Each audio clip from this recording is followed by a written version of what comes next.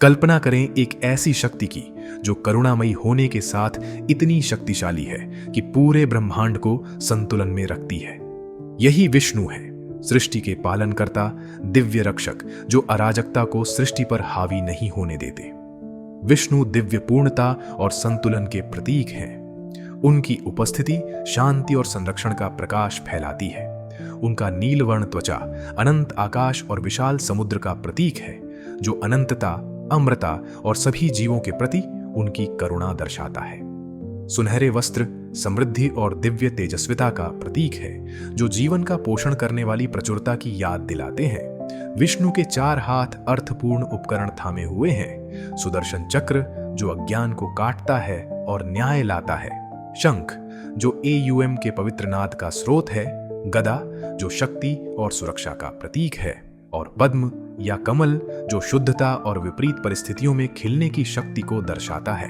उनका मुकुट दिव्य अधिकार का प्रतीक है जो ज्ञान और विनम्रता को दर्शाता है।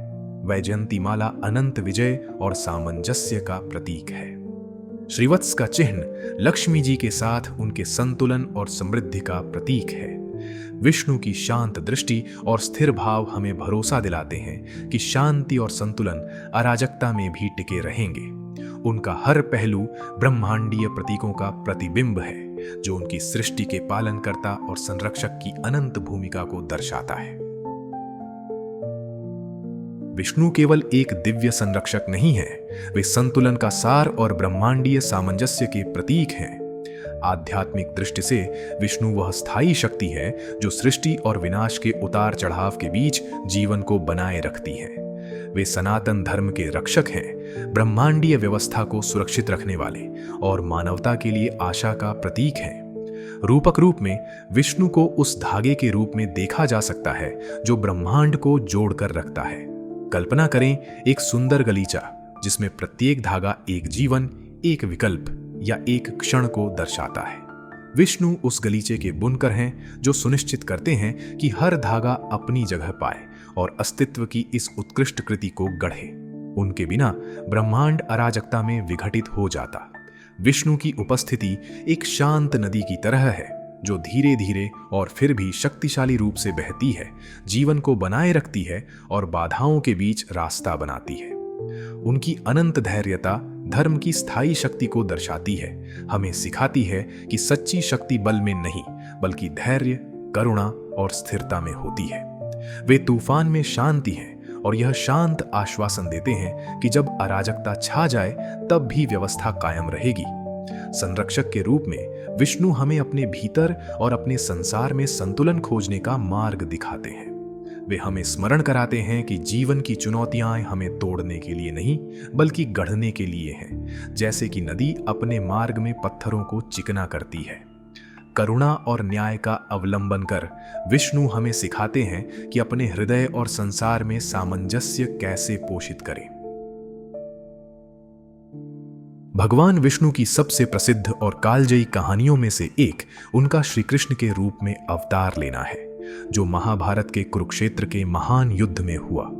यह कहानी केवल एक दिव्य हस्तक्षेप का वर्णन नहीं करती, बल्कि यह जीवन, कर्तव्य और परम सत्य का गहन पाठ प्रस्तुत करती है।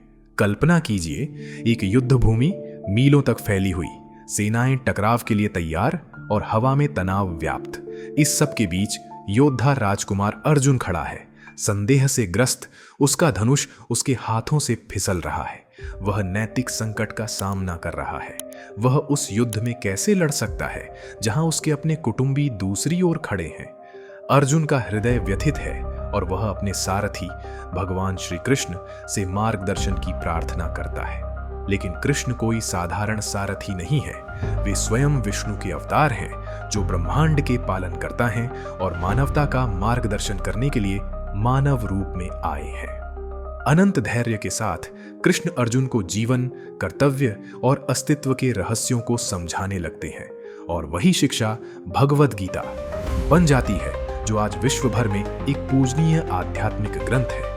कृष्ण अर्जुन को समझाते हैं कि जीवन नश्वर है और आत्मा अमर। वे कहते हैं शरीर वस्त्र के समान है और जब यह जीर्ण हो जाता है आत्मा एक नया वस्त्र धारण करती है।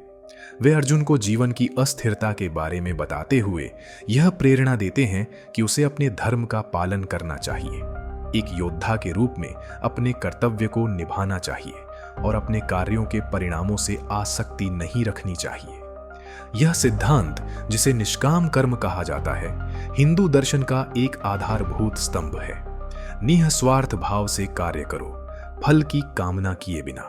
लेकिन कृष्ण का मार्गदर्शन केवल दार्शनिक नहीं है, यह अत्यधिक व्यक्तिगत भी है। वे अर्जुन को आश्वासन देते हुए कहते हैं, मेरे प्रति समर्पण करो और मैं तुम्हें समस्त भय से मुक्त कर दूंगा। इस क्षण में कृष्ण अपना विराट रूप प्रकट करते हैं, ब्रह्मांड का एक विस्मयकारी दर्शन, जहां सृष्टि, पालन और विनाश एक दिव्य सामंजस्य में सह अस्तित्व करते हैं।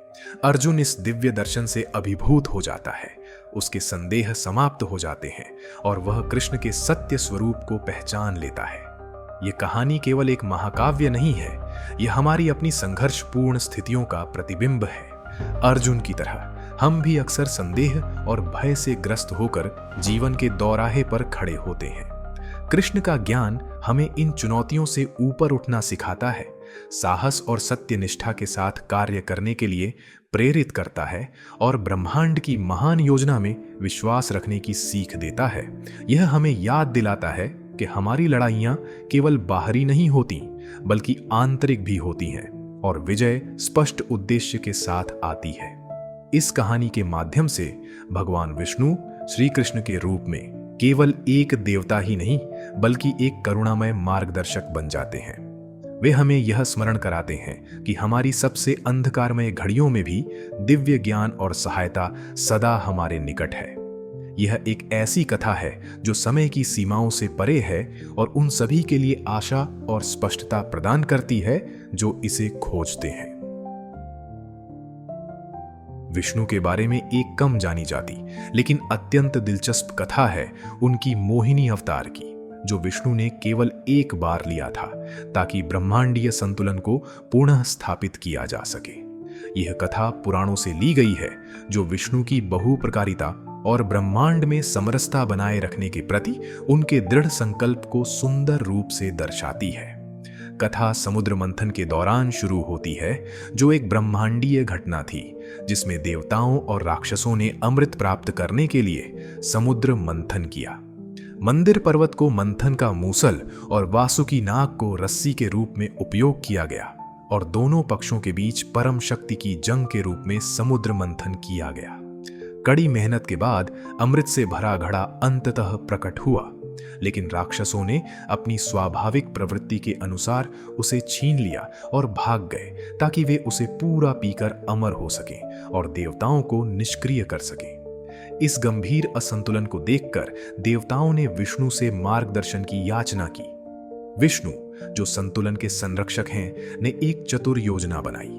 उन्होंने मोहिनी के रूप में अवतार लिया, जो एक आकाशीय सुंदरता की देवी थी, और अमृत को राक्षसों से लेने के लिए उस स्थान पर उतरी जहां राक्षसों ने अमृत को रखा था।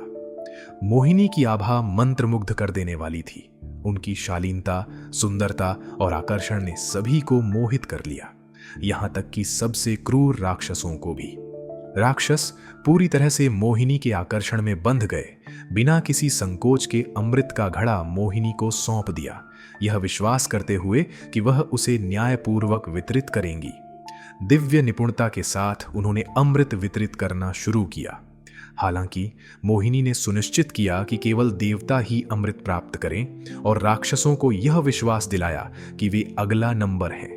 उनके कार्यों ने बिना हिंसा के शक्ति का संतुलन फिर से स्थापित कर दिया। एक राक्षस, राहु, शक करने लगा और उसने देवता के रूप में छुपकर अमृत प्राप्त करने की कोशिश की, लेकिन विष्णु अपनी सर्वज्ञता से इस छल को पहचान गए। जैसे ही अमृत ने राहु के होठों को छुआ, विष्णु ने मोहिनी के रूप में सूर्य और चंद्र देवताओं को सूचित किया, जिन्होंने उन्हें इस घुसपैठ की जानकारी दी। एक ही क्षण में विष्णु ने अपनी सुदर्शन चक्र से राहु को समाप्त कर दिया। हालांकि अमृत ने पहले ही राहु को अमर बना दिया था, जिससे वह दो आकाशीय अस्तित्वों राहु और केतु में विभाजित हो गया, जो अब भी छायायुक्त ग्रहों के रूप में ब्रह्मांडीय घटनाओं को प्रभावित करते हैं। यह कथा विष्णु की क्षमता को उजागर करती है कि वे किसी भी रूप में अवतार ले सकते हैं ताकि ब्रह्मांडीय संतुलन को बनाए रखा जा सके। मोहिनी का रूप एक दिव्य नारी शक्ति के रूप में यह शक्तिशाली संदेश देता है कि संतुलन और संरक्षण के लिए रचनात्मकता, अनुकूलनशीलता और आभा की आवश्यकता होती है। यह भी दर्शाता है कि बुद्धिमत्ता और रणनीति अक्सर बलपूर्वक शक्ति से अधिक प्रभावी होती है। यह कथा हमें यह सिखाती है कि चुनौतियों को पार करने और संघर्षों के शांतिपूर्ण समाधान ढूंढने में अनुकूलनशीलता कितनी महत्वपूर्ण है। विष्णु का मोहिनी अवतार केवल एक दिव्य हस्तक्षेप की कथा नहीं है, बल्कि यह एक पाठ है कि कैसे बुद्धिमत्ता और आकर्षण का उपयोग करके अराजकता में क्रम लाया जा सकता है। यह याद दिलाते हुए कि कभी-कभी संरक्षण के लिए बाहर सोचने की आवश्यकता होती है। विष्णु के उपदेश मानव अनुभव से गहरे रूप से जुड़े हुए हैं, जो आधुनिक जीवन के लिए कालजयी ज्ञान प्रदान करते हैं।